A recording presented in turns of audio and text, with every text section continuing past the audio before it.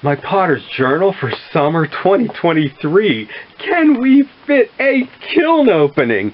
Chaos of getting ready for a show.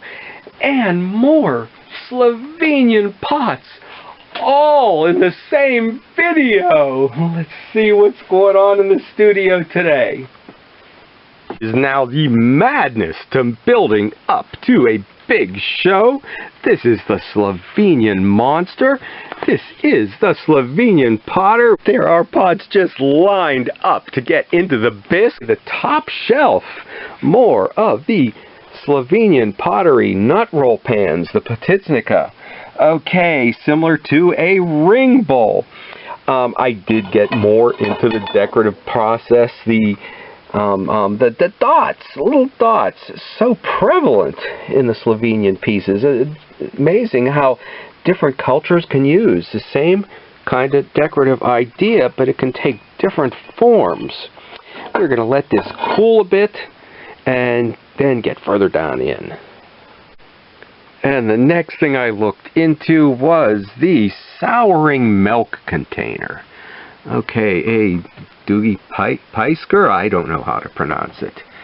And I did a small amount of them. I did a lot of looking into images. But it's a very odd shape. A pitcher, a souring milk jug pitcher, with no spout like we know them here, and an odd shape with, instead of a neck, I am going to say a waist. Rather high up and in the top 2/3. I don't think I got it quite right, although there seem to be a lot of variations, but I'm not sure that this will go over quite as big as the nut roll pans, the pottery potticnik. And you have to look close to see I've done some combing and some slip trailing with the black slip. Next, okay, we will do some of the white for maybe some Sgraffito.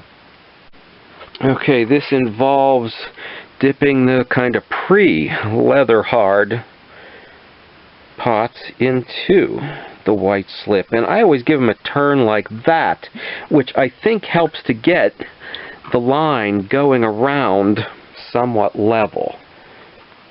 It doesn't always work, though. I am now going to just do some banding and then come back and maybe do some Sgraffito, okay, at a point a little bit later.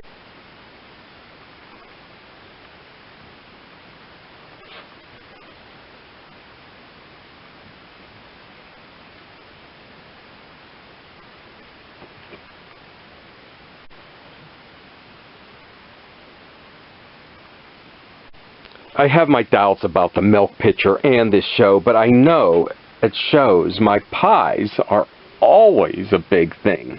But it's the next shelf down. It's the next shelf down that I want to get to. Okay, so this is, okay, the next size up from what you saw in the first kiln load opening of these things. And, okay, if anybody's tried to make one, it may not be as easy as I made it look.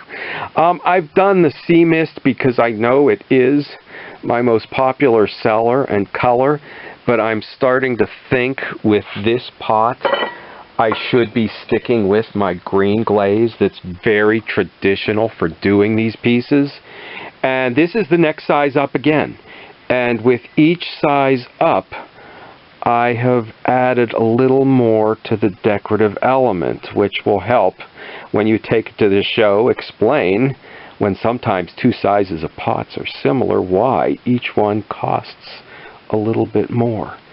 And this one doesn't have the crimping in the rim, but it has the squiggle. And here it is not the wave that you've seen me do, but the Slovenian squiggle. And I do have my doubts about this show. It's going to have 5 band stages. I think it's more a Slovenian American polka fest, that they will be drinking and dancing till late in the night. but they're also big on food, so I have big hopes too. We'll see what happens. There is more still to come. I have made this in 2 or 3 sizes bigger, so it's the big one that will be really the prize. But to glaze it, I have to mix up new glazes, so I don't have enough. So this is a test piece on the new batch of glaze to make sure I didn't make any mistakes. On mixing up the glaze, it looks like I can make it a little thicker, and you know, I may put a little more of the stuff that makes it a little more opaque in too. I'm not sure. A little thicker for sure on the first try. And mixing up the sea mist was easy. I get a 50-pound bag of it from Standard Ceramics. Mixing up my own, it's a little more difficult because I've got to measure out the different elements of it. These are my glaze testers, but they also sell very well at the shows. So I use those to make sure that's right. I really should have, instead of doing my normal wave, I really should have tried that Slovenian squiggle and got a little more used to doing that. And from the very small to the very large chip and dip plates, I like to have things at all sizes for a show. So it has been really mad. These came out pretty fast. Those 45 tester bowls, I made those in no time at all. Here's a trimming problem with something like a ring bowl or a bunt or a potticnik here. When the center cone is bigger and taller, how do you trim it? Well, you've got to put it on a foam so that, you know, this part doesn't go like that. But the problem is then you also can't put the clay supports out here to hold it in place.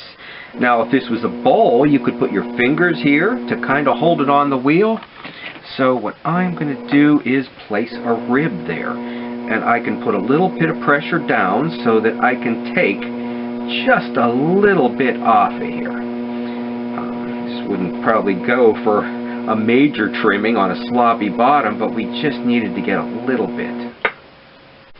And preparing for the Crafters Bazaar at Slovenefest, obviously I've got to do another little batch of face mugs. But what I'm really doing here are some pots to dip in a white slip and do some Sgraffito wear with designs specifically for the festival. And the Sgraffito scratched into the milk pitcher now, along with some trailing. I didn't think I could do it. It's more than I can share with you. Now they do look Slovenian because, too, of setting them here with the mugs. Not that it is, but what's on them? The current, or the current, Coranti being the plural. This is a pre-Christian Slovenian mythological creature. This is a huge story, one that there's just no time to tell right now because the pressure is on, trying to finish up and get ready for the show. This is something that we will have to get to another day. And this is it, the last batch of them, waiting to go into the bisque. It's summer, it's very humid. Are they dried out enough? We got to take it really slow.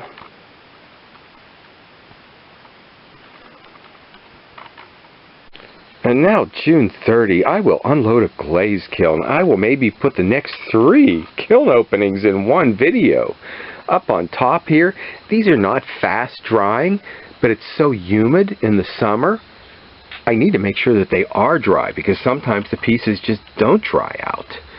So we will get these today in the bisque as soon as I get the glaze unloaded and get to work at the glaze bench.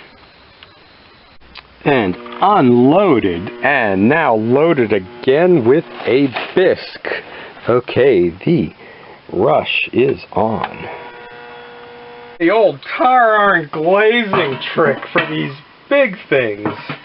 Oh, why didn't I do this when there was less pressure? Why didn't I do this in the quiet times instead of in the countdown to a big show? And then we come to this. Okay, just the thoughts of making a 9-pound, 14-inch ring ball.